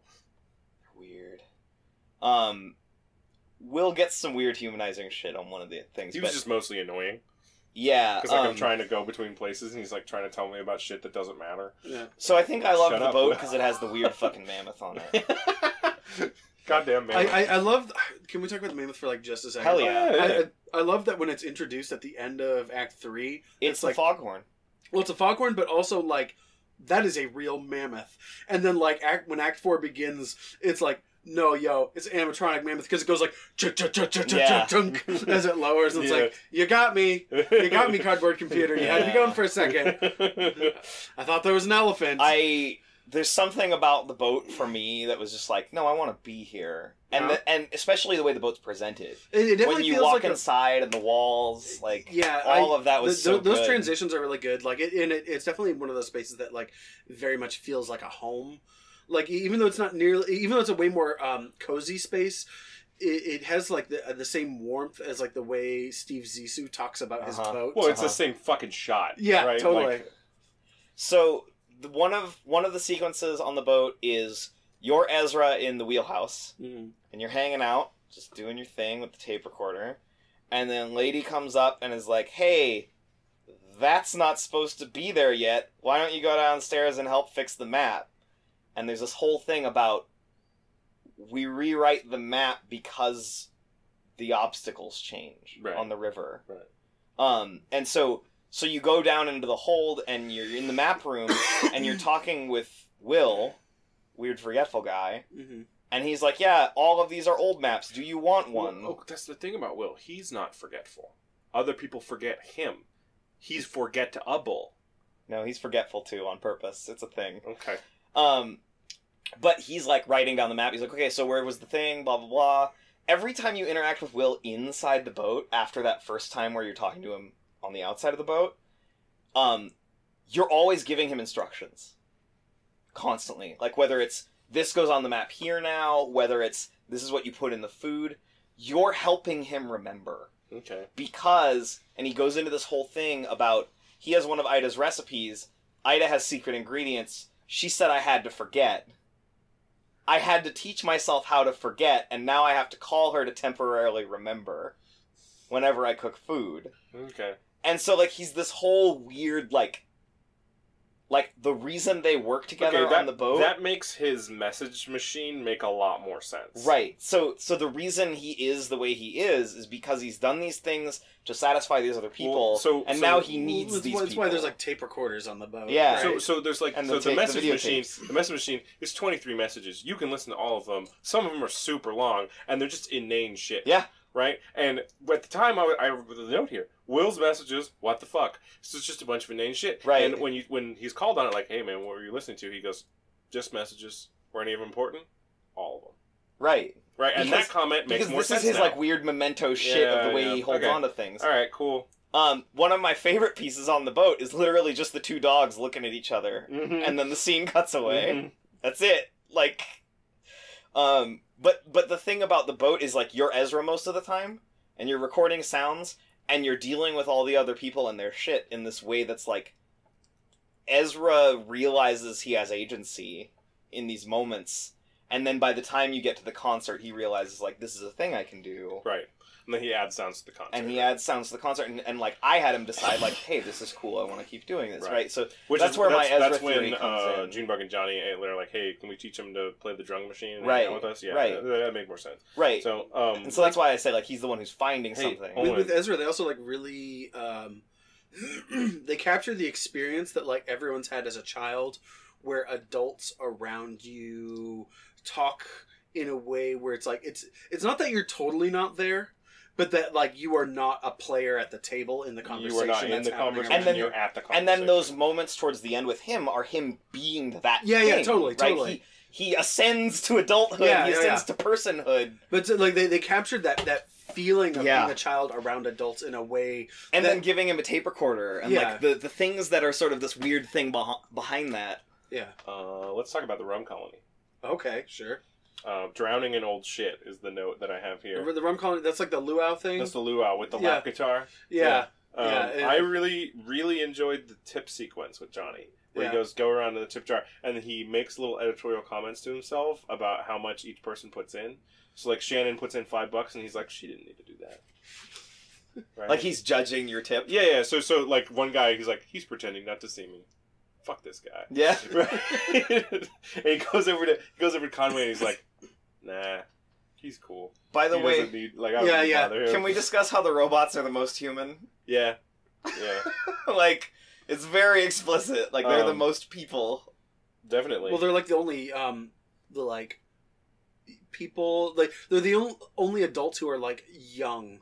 They're And- also and- the only ones who aren't preoccupied, Yeah, right? Like So they're just all on for the ride. they're just doing They're it. just trying to get specific. They're trying to make themselves. Yeah. But the guitar player, Cyrano, or something like that. Cyrano. He said a thing. It said, he was talking about like you don't want, like, it's really hard to get them to tip you if they sense any sort of economic precarity. And I really liked that couplet of phrase, like economic precarity. That's a good like and he was saying like it's really hard to get them to tip if they think you need it, right? Like if they think you need the money, it's way harder to get the audience to actually pay you. They don't tip desperate people. And then that was when Conway jumped off the barge into the water and like walked through the water away, and it freaked me out. I have a note about it. Is that before or after the bats? Before. Okay. yeah, because like the bats is like it's like the fish and chip place. Well, you go through the bats, and then you go to the phone station. The phone company. And then he gets taken. More decaying infrastructure. And then he gets taken / goes with them. Yeah.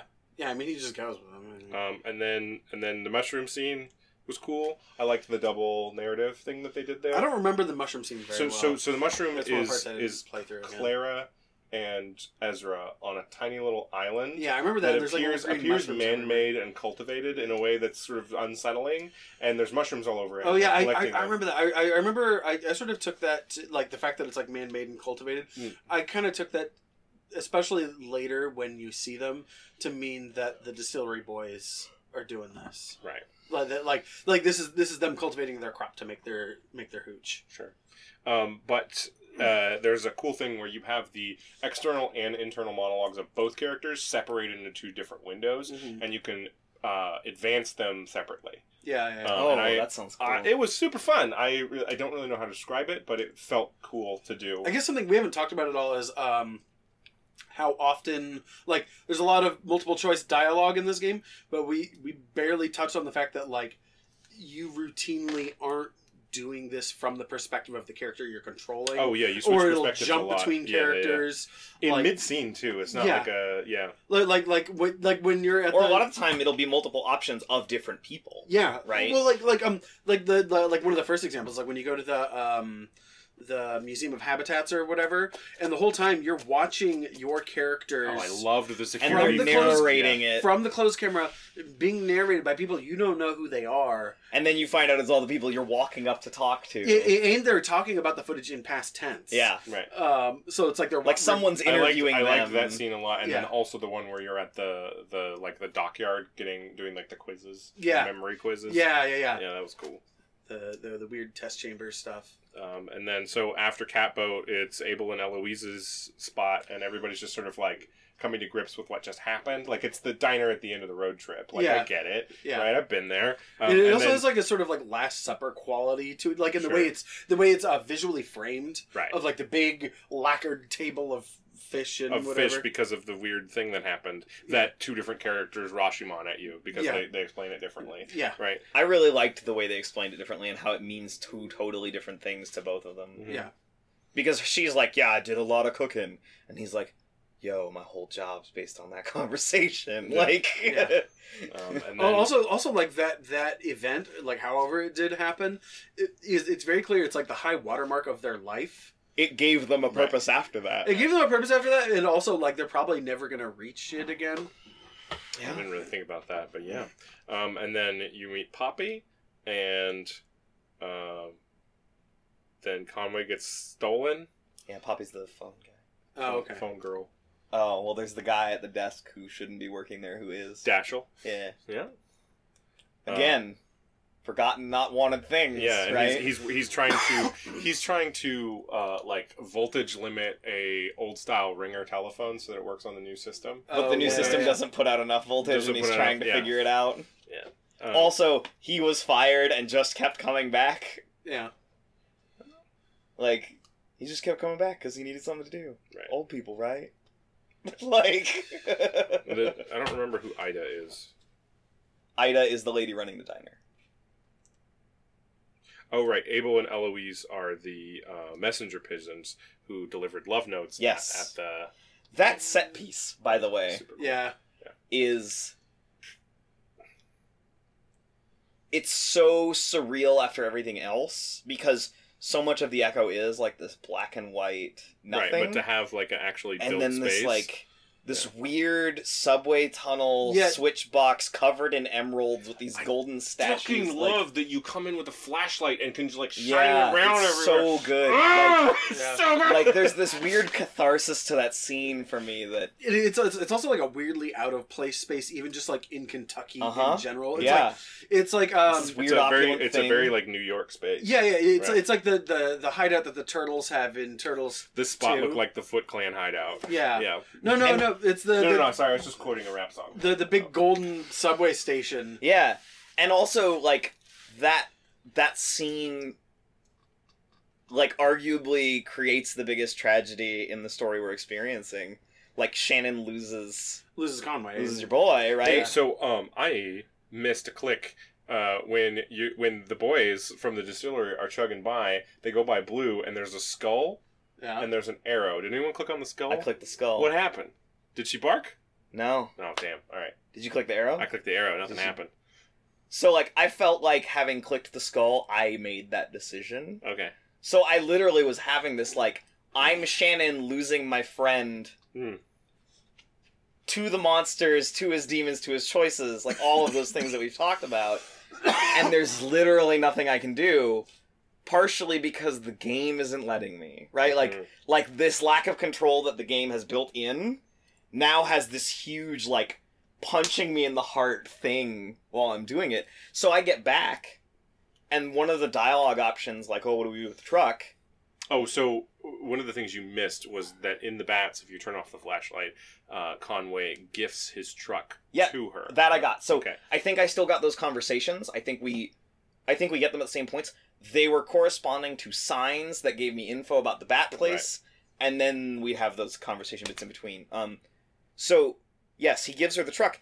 We get back, and there's 3 dialogue options when they ask you like what happened to Conway, and like I said, he's gone. Right? Like I'm not gonna give them more than that. That's not how Sure. my Shannon's feeling. And then the next option is, so what do we do about the truck and the delivery? And yeah. like I had no fucking question. Like I'm gonna do it. He was my friend. Right. Sure. Yep. You know, like you immediately take that on, and everyone else is like right there with you Yeah.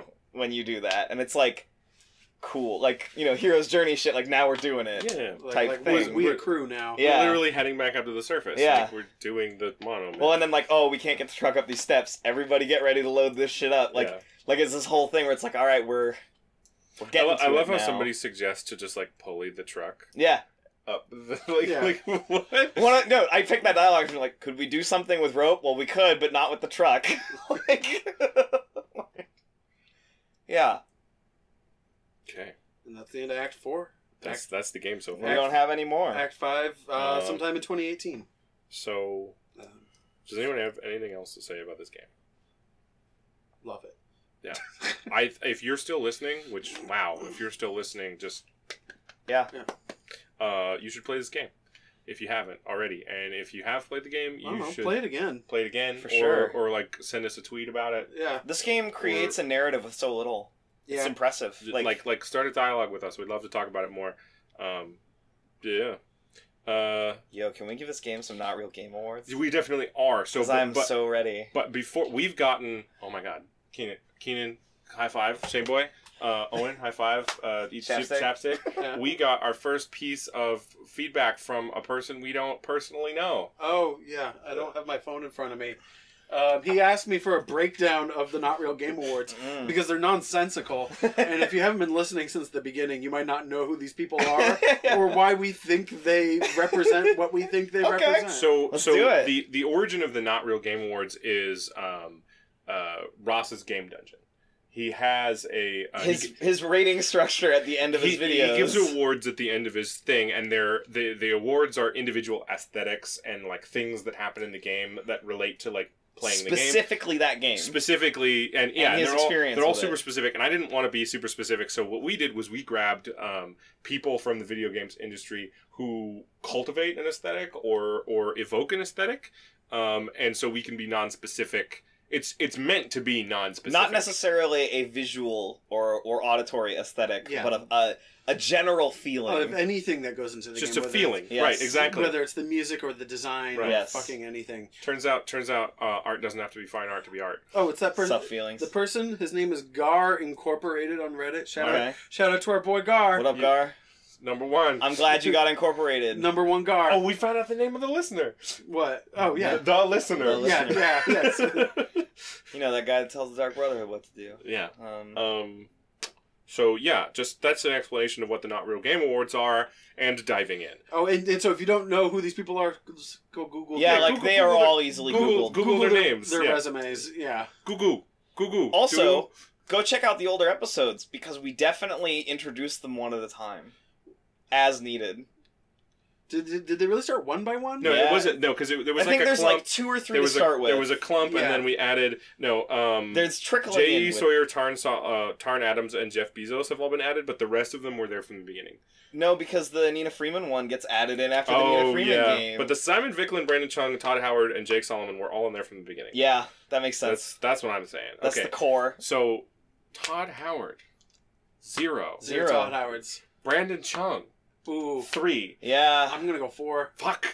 4. 4. Yeah, 4. 4. Yeah. Everything's blocky. Everything's blocky. Everything's fucking weird. Yeah. Yeah. All right. Everything's blocky and It's weird. like, We're it's there. like India's fuck. Yeah. like, Nina Freeman. ooh, 3. Yeah, 3. Yeah, I'm There's down a with lot of 3. feelings that I was not ready for. I feel very intimate, special feelings that don't necessarily have names, and that's what Nina's all about. Yeah. Uh-huh. Or at least our like very narrow perspective of her. Well, that's the video game aesthetic. Since we Yeah. played, what was the game that we played? Sybil. We played Sybil. She has another game out. We played Shitty that- Anime Boy. Shitty anime boy. She has another game out called Kimmy, I think. Okay. I might check it out at some point. Yeah, let me know. I might scout it for podcast Okay. purposes. Simon Vicklin.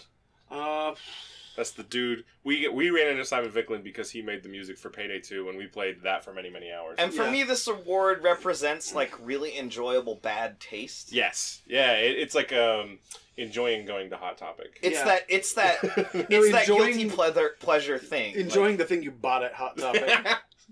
Yeah, I got that. I'm I don't think there's any Yeah. Simon 0. Vicklin. I'm 0 Yeah, on I this can't. I can't besmirch this game with Simon Vicklin. one. J. Sawyer. 4. Ooh, yeah, 4. 4. Yeah, there's some character shit all over this game. Well, yeah, and the way it's weaved together. Yeah. Yeah, It's real good storytelling. yeah, it's some good ass storytelling. Jeff Bezos. 1, because of the companies that eat your live. That's all I'm saying. I will agree to a 1 also because Jeff Bezos is seemingly against infrastructure. Okay. Americana is crumbling infrastructure. Yeah, my vote doesn't matter, but I'm all in on both of these reasons. Your Okay. vote always matters, Keenan. No, it's 2 against 3. In this case, it doesn't No, matter. but you can still talk us down, man. Or I could talk you up, but I don't have any. I just Yeah. like these reasons. I'm good with it. Tarn Adams. 0. Yeah, I'm gonna give that a 0. You're slow on the draw today. Use your Bushido. I feel like there's a lot of weird tangential things that make it a Tarn Adams 1. In that, like, Okay, there's the explain big yourself. mine themes. Eh. There's the, like, really meticulously built everything But in that's this not- game. But nothing in Dwarf Fortress is meticulously built. It's all proc gen. Yeah. Okay. It's I guess my programmer brain is like, yo, Dwarf Fortress itself is meticulously Sure. built, but that's totally different from what But I'm talking it's a about. different way of No, being it's meticulous. a separation Like, I wasn't making. So the meticulousness in this game is all It's J.E. all Sawyer. It's all bespoke, handcrafted. It's all feel like, Sawyer. I feel like the closest case I could make to giving this a Tarn Adams is if Tarn Adams did not exist in real life and I encountered a character like Tarn Adams in the game, I would not bat a fucking eyelid. Yeah. You know, like, this is Tarn. He lives in a cave. He makes this game that no one understands. I mean, this is But a Tarn. lot of people really like it, but they really don't understand This is it. that Yeah. guy who lives in a cave who makes a computer no one understands. Yeah. Like, it's... I'm straight up that dude's in the game. Yeah. Yeah. Yeah, he made Yeah. Xanadu. Yeah, exactly. Which you have to degoss. But yeah, no, it's a religiously. 0. Yeah, Like, yeah, I think it's a 0. On the Which, by the way, I Tarn really Adams. like degossing. I miss it. Yeah. Anyway, I thought that was a great button to have, and I hit it way more times than I Oh needed yeah, to. no, in the electric skeleton factory, I hit that And they shit all the time. yeah, everywhere. Yeah, And I was Great. like, I don't know if this is hurting you or not, but I hope that it Fuck does. these guys. Jake Solomon. That's a 0. I think it gets a 2 for all the loss. But it's like... I'm in a 1. I can go with 1. Decide. I'll go with whatever. I'll give you your 1. All right, cool. And then Your this pound is the of Solomon. you 5. All right, That's good. So tear drinker, pound of tear drinker. I'm gonna pound my tear drinker. Ew. Hey, you didn't say this about slapping ham.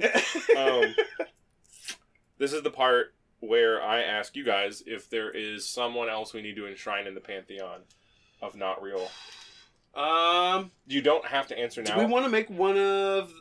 I think it's 2 dudes that make this game. I will ask every single week. Do we want to crown the... Do we want to put them in the I'm pantheon? asking you to decide. Do we need a cardboard computer award? Yeah, let's just make it the Cardboard Computer Award. Okay.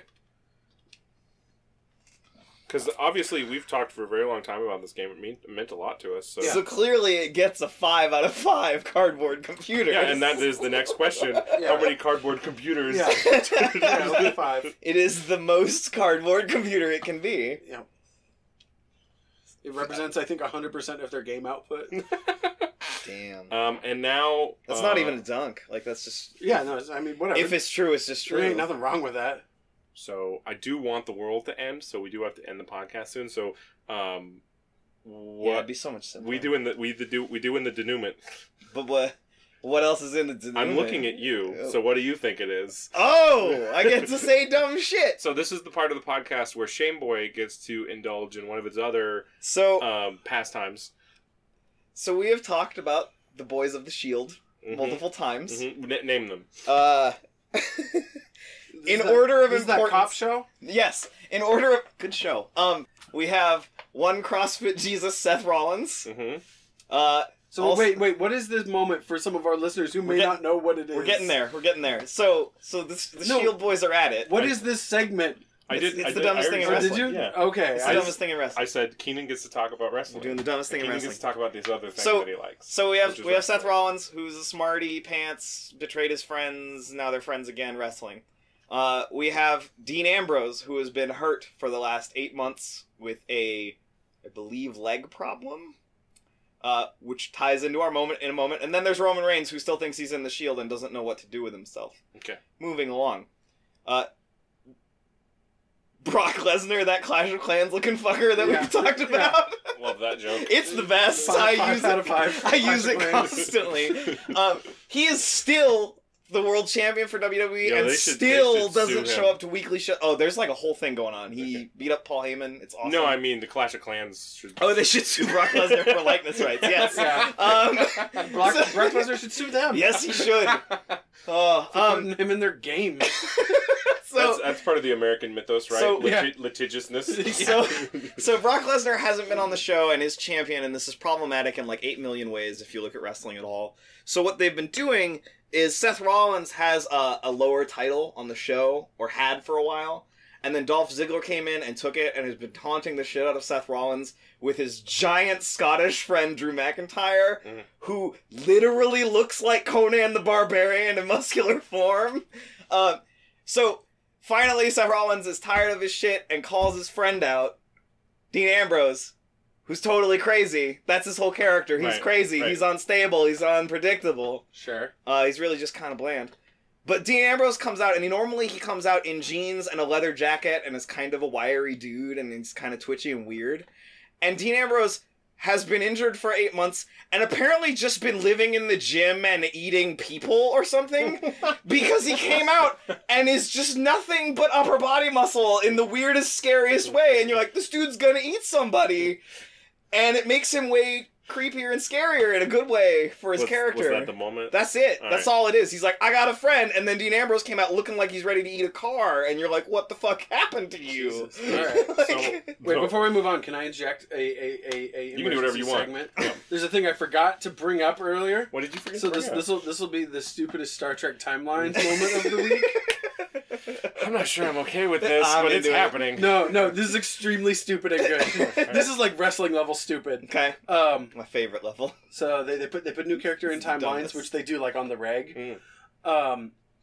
people in the forums and in the community have been asking forever and ever for this character named Yelgren, who's an alien, and he's part of the Dominion. But the part that's interesting about him is in Deep Space Nine, when this character appears in one episode, he's played by none other than Iggy Pop. And people have been like, bring us Iggy Pop. Oh, give people what they want. And Bring us the Iggy pudding. to like put a character from Star Trek in the phone game, they have to contact the actor. Oh, and gotta get the their likeness rights. Yeah. So apparently they did it. So here's the funny part. So the alien race he's a part of, the Vorta, they're genetically engineered middlemen who have no sense of aesthetics. They don't understand art. Thus they don't their fucking appreciate it. ears. They can't make it. But it's Iggy Pop. Hold on. All the characters in timelines have traits like undercover operative or villain or brutal and things like that. Iggy Pop's character, Yelgren, has the musician trait. Even though his race. Yeah, like, cannot understand or, like, make music. This is wonderful. Well, so, do you ever watch... I bet that's like an Iggy Pop contract thing. No, I have to be a musician. I think it's the developers. Yeah, I think it's the developers having that fun. smells like a developer's thing. Yeah, so for me, it's like I imagine like human music from Rick and Morty. Mm-hmm. It's Oh, like, sure. Dirt, dirt, dirt, dirt, dirt, dirt, dirt, dirt. Human Well, it's like, do you music. remember that? There's like that scene in Deep Space Nine where Wayne's like looking at a painting, and he's like, "Is this painting good?" And the guy next to him's like, "What?" And he's like, "Is it?" Oh, I love it. He's asking an objective question Yeah, about art. Like, is it good? My people don't get this. Like, would it be better if it was bigger? Like, or like, what if it was blue? man, that had to be fun to write. Oh, that's Well, killer. it's Jeffrey Combs. That's great. That's Alright. killer. Yeah. All right, so Owen, how excited are you for Flotilla 2? Oh yeah, Flotilla 2 comes out on Friday, and I'm not doing anything on Friday, so I'm gonna be home booting up my VR headset for the first time in like forever. You're not doing anything on Friday, but playing Flotilla 2. Yeah. That's gonna be a fun time for you. Also, I might boot up House of the Dying Sun again. The other day I got the hankering to like experience that game, so I watched an 8-minute video of someone beating the last level of that game. And normally when I watch someone else play a video of someone else playing a video game, I can't like put myself into it. Were you back in the But seat? the audio in that game is so immersive and so I should probably play that game. it's so good. Like there's like this part where like if you're flying your ship around and your shields go down and you take hits, it sounds like you're in a minivan and someone's throwing fist-sized rocks at it. Sick. Like it is tangible and terrifying. Matt, I might play that game while you're away. Well, I definitely think that I'm going to play that game because one of my coworkers has been bringing in his VR and we've been playing it with the kids, and so Nice. we've been talking about VR games a lot. So Yeah.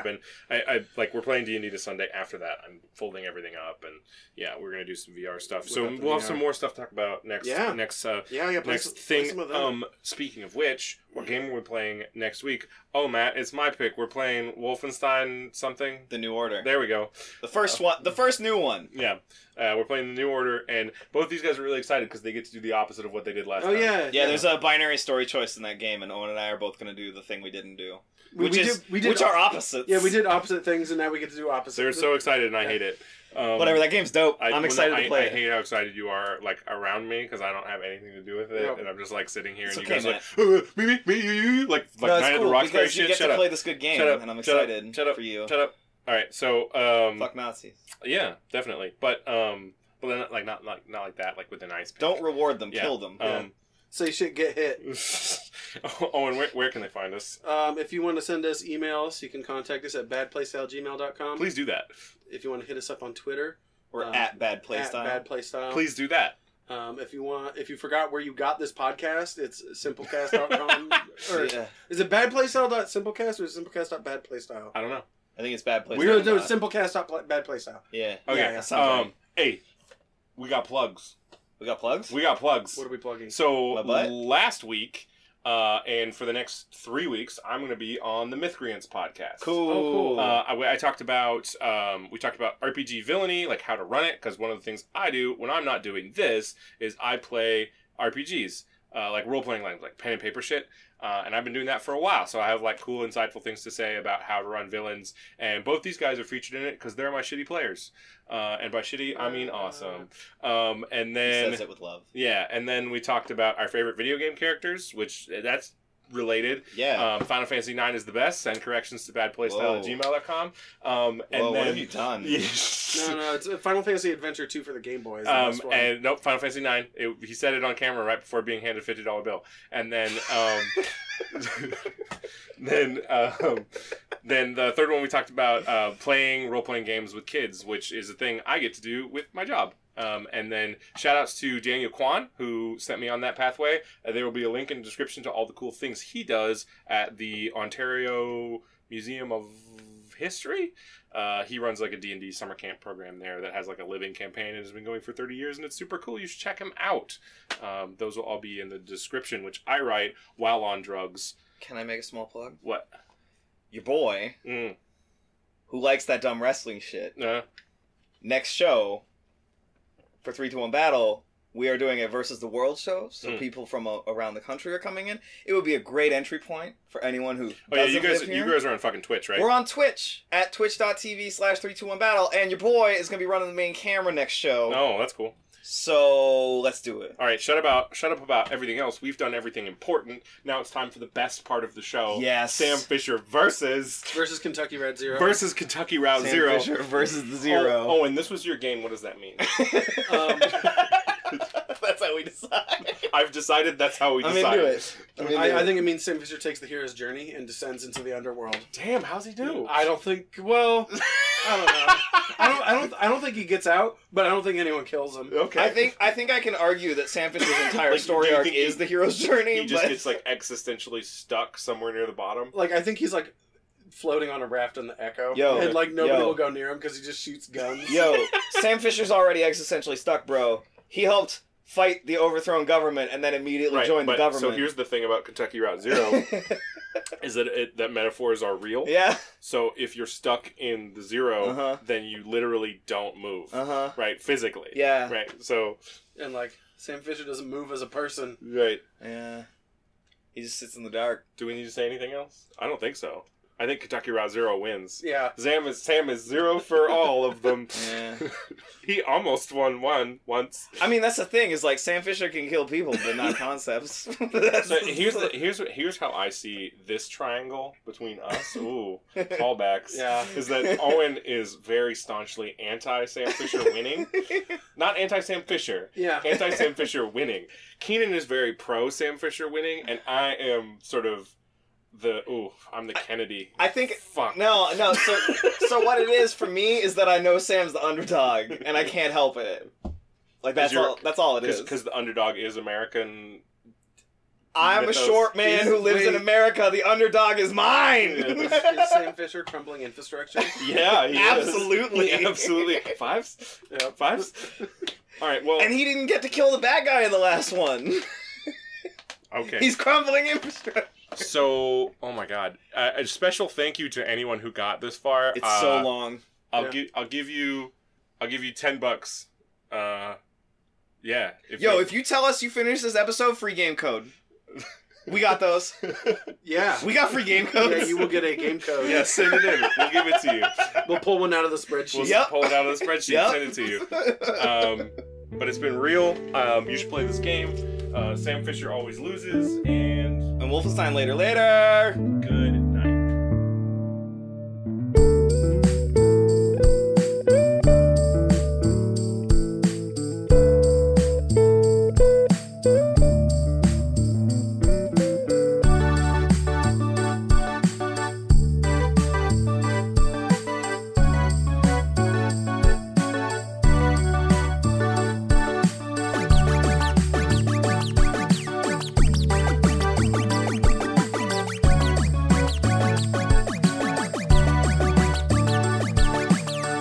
Our theme music is made by my good friend Benjamin Busey. You can find his SoundCloud at soundcloud.com/basicbenji206.